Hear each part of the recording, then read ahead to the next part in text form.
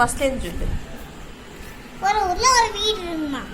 அங்கதான் ஒரு வாட்டன் கதவு இருக்கும். அதுக்கு மேலேயும் ஒரு சமோசா மாதிரி இருக்குங்க. அங்க 2 குழந்தைங்க வாழ்ந்தாங்க. ஒரு பெரிய பொண்ணுக்கு பேரு நித்யா. அவதான் அவங்க தங்கச்சியோட பெரிய அக்கால. சின்ன குழந்தைக்கு என்ன பண்றதே தெரியாது. சின்ன குழந்தை ரொம்ப அழகா இருக்குமா.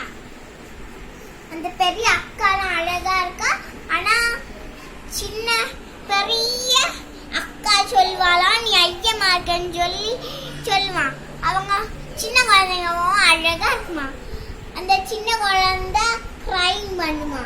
அதான் அவங்க அம்மா எல்லாரையும் சமையல் கேட்டு என்ன நித்யா நீ இப்படி ஒரு பிள்ளையை வளர்த்துவியா அப்படின்னு சொல்லி அவங்கள கோவமா திட்டம் ஆரம்பிச்சா. அதில் போய் அடின்னு சாத்தினாவலாம்.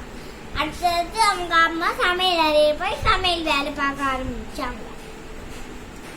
அங்க அவங்களோட டாடி வந்துட்டு இருந்ததை பார்த்து டாடி கேட்பாங்களாம், என்ன மகளே நீ என்ன இப்படிதான் குழந்தைங்களை போட்டு அடிப்பியான்னு கேட்பாங்களாம் அவங்க டாடி.